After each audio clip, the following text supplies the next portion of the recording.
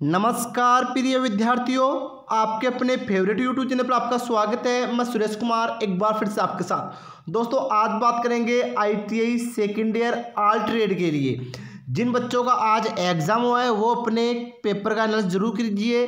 साथ ही जिन बच्चों का एग्ज़ाम अभी बाकी है वो भी इस पेपर का एनालिसिस जरूर करिए, क्योंकि दोस्तों मैं आपको बताने वाला हूँ कम से कम 30 या 35 क्वेश्चन जो अभी तक जो एग्ज़ाम हुआ है वर्कशॉप क्वेश्चन उनका पूरा पेपर यहीं से आ रहा है। और ये जो मैं क्वेश्चन बता रहा हूँ ये मैं आपको निमी इंपॉर्टेंट क्वेश्चन आंसर सीरीज में से बता रहा हूँ और पूरे क्लियर बताऊंगा कि ये क्वेश्चन एग्जाम में पूछे जा रहे हैं। साथ ही दोस्तों अगर चैनल को पहली बार विजिट करें तो सब्सक्राइब जरूर करना तथा बेल आइकन को प्रेस करना, जिससे आपको अगली क्लास का नोटिफिकेशन मिल जाएगा। साथ दोस्तों अगर आपको इन पेपरों की पीडीएफ आ जाए तो भी डिस्क्रिप्शन जाइए, वहाँ पर टेलीग्राम ग्रुप ज्वाइन करो, वहाँ पर लिंक दिया हुआ है। अगर वहाँ पर ज्वाइन नहीं हो रहा है तो आप ITI CBT एग्जाम पेपर के नाम से सर्च करके भी टेलीग्राम ग्रुप ज्वाइन कर सकते हो।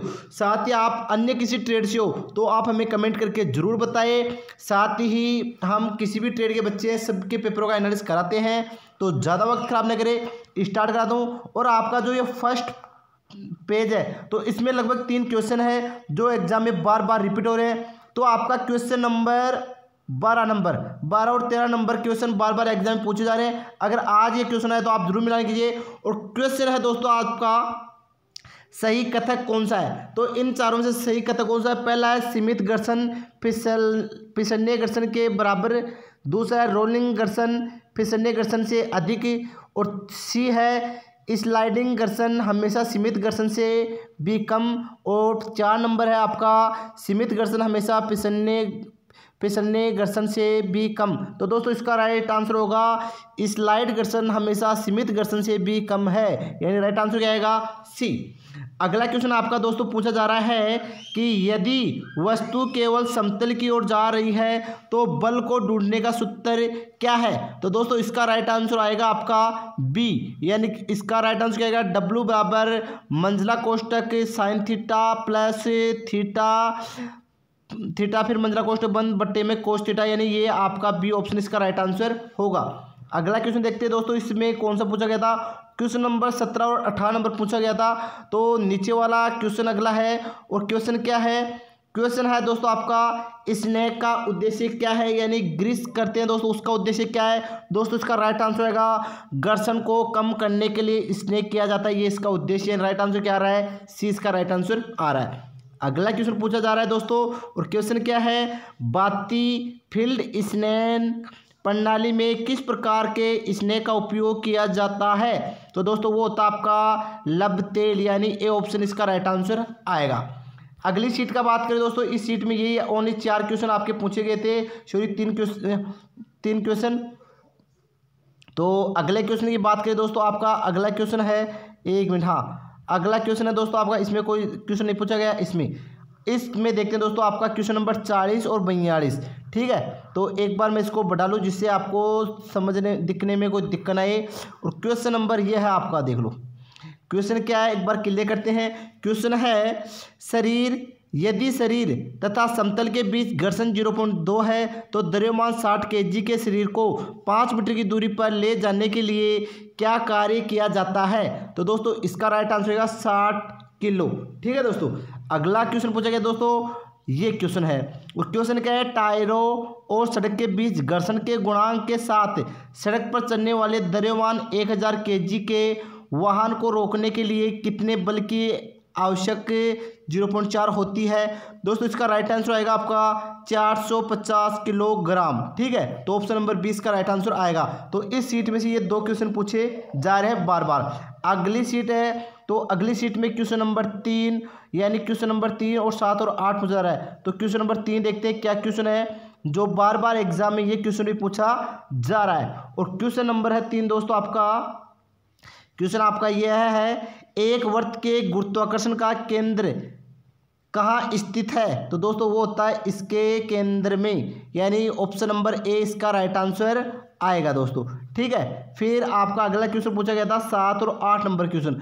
तो 7 नंबर क्वेश्चन क्या है दोस्तों? क्वेश्चन है किसी गोले की गुरुत्व का केंद्र क्या है? तो दोस्तों इसका राइट आंसर आएगा केंद्र में, इसका भी क्या आएगा? A option. अगला क्वेश्चन पूछा जा रहा है दोस्तों बार बार ये क्वेश्चन क्या है, संतुलन का उदाहरण किस अवस्था में शंकु अपनी नोक पर विश्राम करता है। दोस्तों वो आता है आपका स्थिर बिंदु। ठीक है, तो ए ऑप्शन इसका राइट आंसर आएगा। तो दोनों में सॉरी दोस्तों यहाँ पर आएगा आपका सी यानी अस्थिर।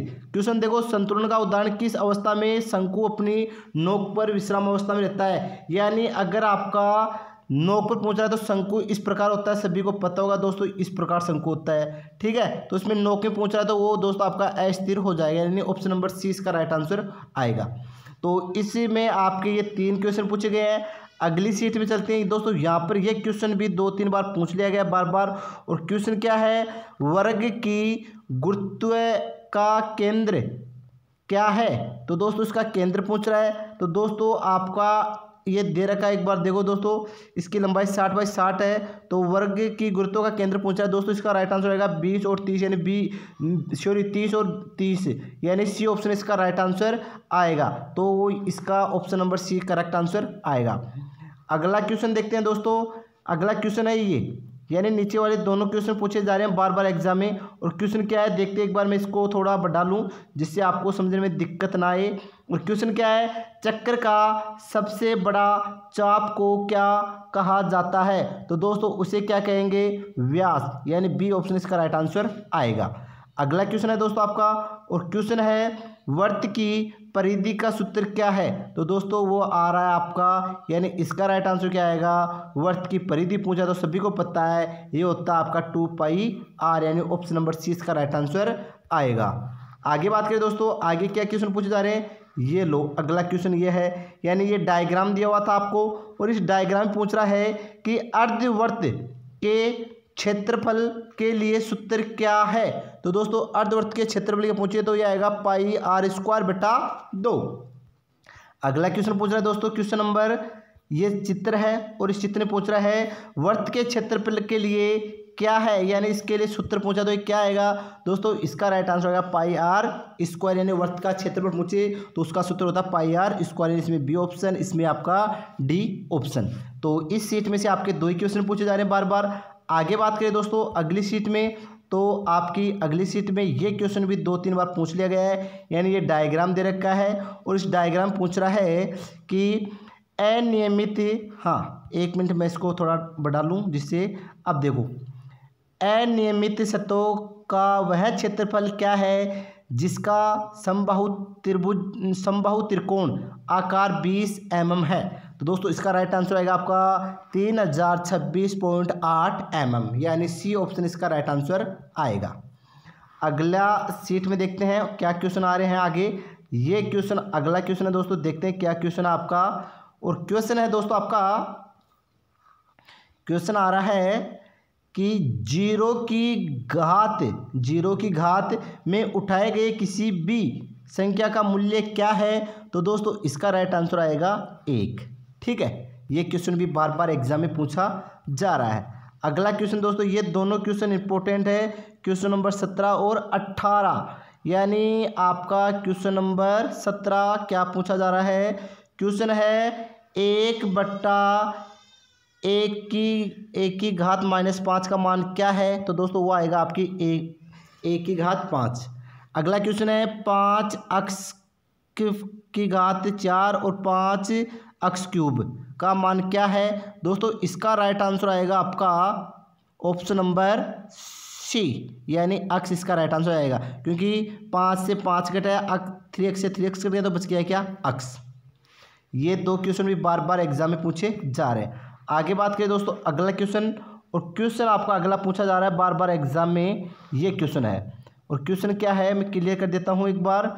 और क्वेश्चन आपका a+b+c का होल स्क्वायर का मान क्या है। दोस्तों इसका राइट आंसर आएगा आपका ए, क्या आएगा ए, यानी a² + b² + c² + 2 कोष्टक ab+bc + ca। अगला क्वेश्चन देखते हैं इसी सीट में क्या क्वेश्चन पूछा जा रहा है। और आपका ये नीचे वाला क्वेश्चन पूछा जा रहा है। क्वेश्चन क्या है, ए बी का मान क्या है यदि ए प्लस बी का होल स्क्वायर बराबर 36, ए माइनस बी का होल स्क्वायर बराबर 24 है। तो दोस्तों इसका राइट आंसर क्या आएगा? तो दोस्तों इसका राइट आंसर आएगा आपका सी यानी 3 इसका राइट आंसर आएगा जब आप हल करोगे तब। अगला क्वेश्चन की बात करें दोस्तों, इस शीट में ये क्वेश्चन है। इस शीट में 4 क्वेश्चन बार बार पूछे जा रहे हैं और क्वेश्चन क्या है? क्वेश्चन है आपका ये लो, क्वेश्चन इसमें आएगा पहला, इनमें से कौन सा थर्मोप्लास्टिक सामग्री है? तो दोस्तों वो आते हैं आपकी विनाइल पॉलीमर। अगला क्वेश्चन है दोस्तों, और क्वेश्चन देखते हैं क्या है। क्वेश्चन आपका ये है, किसी वस्तु के आयाम में परिवर्तन और मूल आयाम के अनुपात को कहते हैं। तो बताओ दोस्तों क्या कहते हैं? दोस्तों उसे कहते हैं विकृति। क्या कहेंगे? विकृति। अगला क्वेश्चन है दोस्तों, वो क्वेश्चन है आपका, लंबाई में परिवर्तन और मूल लंबाई के अनुपात को क्या कहते हैं? तो दोस्तों उसे कहते हैं हम अनुलंबन विकृति, यानी ए ऑप्शन इसका राइट आंसर होगा। इससे आगे क्वेश्चन पूछा जा रहा है दोस्तों आपका, ये क्वेश्चन क्या है, लंबाई में परिवर्तन को किस संख्या से दर्शाया जाता है? तो दोस्तों इसका राइट आंसर आएगा बी। तो इससे इसको हम लैम्डा से इस प्रकार इसको दर्शाते हैं। तो इस सीट में से ये 4 क्वेश्चन है। अगली सीट में से ये क्वेश्चन बार बार एग्जाम पूछा जा रहा है, यानी ये आपका डायग्राम दिया हुआ है और इसमें पूछ रहा है कि चित्र में बिंदु सी क्या दर्शा रहा है? तो दोस्तों इसका राइट आंसर होगा पराभाव बिंदु दर्शा रहा है। अगली सीट में देखते हैं दोस्तों क्या क्वेश्चन पूछ रहे हैं, और इस सीट में भी ये 2 क्वेश्चन बार बार पूछे जा रहे हैं। क्वेश्चन नंबर 22 है, एक बार मैं बढ़ा देता हूँ, उससे आपका क्लियर हो जाएगा। और क्वेश्चन है दोस्तों, इनमें से कौन सा थर्मोप्लास्टिक है? तो इसका राइट आंसर आएगा दोस्तों, इनमें से कौन सा थर्मोप्लास्टिक है? तो इसमें आएगी दोस्तों मेलामाइन रेजिन। ठीक है, फिर एक मिनट दोस्तों, हाँ यही आएगा दोस्तों।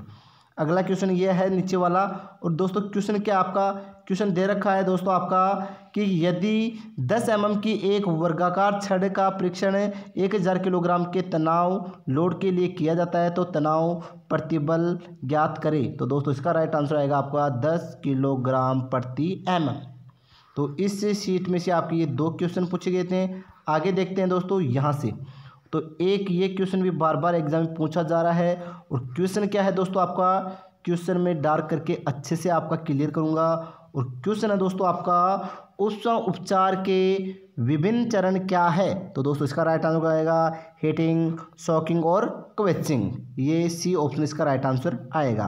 क्वेश्चन नंबर 7 है दोस्तों, क्वेश्चन नंबर 7 और 8 2 क्वेश्चन लगातार बार बार एग्जाम में पूछे जा रहे हैं। और क्वेश्चन क्या है, क्वेश्चन है दोस्तों, कौन सी प्रक्रिया संतुलन की स्थिर पैदा करती है? यानी कौन सी प्रक्रिया संतुलन की स्थिति पैदा करती है? तो दोस्तों वो आएगी आपकी एनिलिंग और नॉर्मलाइजिंग, यानी सी ऑप्शन इसका राइट आंसर आएगा। अगला ये क्वेश्चन भी बार बार पूछा जा रहा है, कार्बन के प्रवेश के लिए कार्बोनेस वातावरण में कौन सी प्रक्रिया स्टील को गर्म किया जाता है? दोस्तों इसका राइट आंसर आएगा कार्बोराइजिंग, यानी सी ऑप्शन इसका राइट आंसर आएगा। और देखते हैं सीट में से कौन सा क्वेश्चन आ रहा है, क्वेश्चन नंबर 11, और ये क्वेश्चन भी बार बार एग्जाम में पूछा जा रहा है। क्वेश्चन है दोस्तों आपका, कौन सी सतह हार्डनिंग प्रक्रिया की तरह है? तो दोस्तों वो होती है आपकी नाइट्रिंग। क्या होती है? नाइट्राइटिंग, यानी सी ऑप्शन इसका राइट आंसर आएगा। आगे बात करें दोस्तों, आगे ये कौन सा क्वेश्चन आ रहा है आपका, क्वेश्चन नंबर 3, 4 और 6 बार बार एग्जाम में पूछे जा रहे हैं। और क्वेश्चन क्या है दोस्तों, क्वेश्चन क्लियर करता हूं मैं आपका। और क्वेश्चन है दोस्तों, शब्द क्या है अगर कोई लेख खरीदा जाता है? तो दोस्तों इसका राइट आंसर आएगा क्रय मूल्य। अगला क्वेश्चन है दोस्तों आपका, और क्वेश्चन है एसपी का विस्तृत रूप क्या है? तो दोस्तों इसका राइट आंसर आएगा सेलिंग प्राइस, यानी सी ऑप्शन इसका राइट आंसर आएगा। और क्वेश्चन नंबर आपका अगला है, आई किसको निरूपित करता है? तो दोस्तों वो करता आपका इंटरेस्ट, यानी बी ऑप्शन इसका राइट आंसर आएगा। अगला क्वेश्चन है दोस्तों आपका नीचे वाला, साधारण ब्याज में साल को कैसे दर्शाया जाता है? तो दोस्तों इसका राइट आंसर आएगा आपका सी, यानी एन से उसको दर्शाते हैं। ये सभी क्वेश्चन दोस्तों बार बार एग्जाम में पूछे जा रहे हैं। प्लीज़ इसको 1 या 2 बार जरूर एनालाइज करके जाओ और अपने अधिक से अधिक दोस्तों के साथ इसको शेयर जरूर करना। और ये क्वेश्चन है, प्रतिस्थापन ज्ञात करने का सूत्र क्या है? दोस्तों इसका राइट आंसर आएगा ए, यानी लॉस इंटू 100/CP।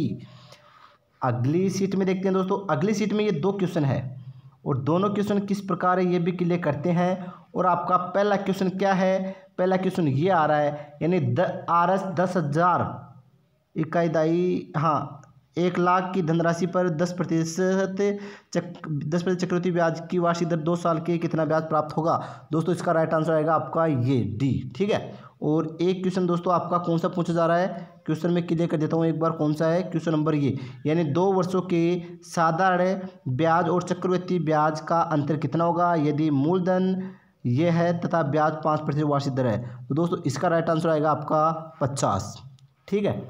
और देखता हूँ क्वेश्चन और मिल रहे हैं, क्वेश्चन काफ़ी मिल रहे हैं दोस्तों।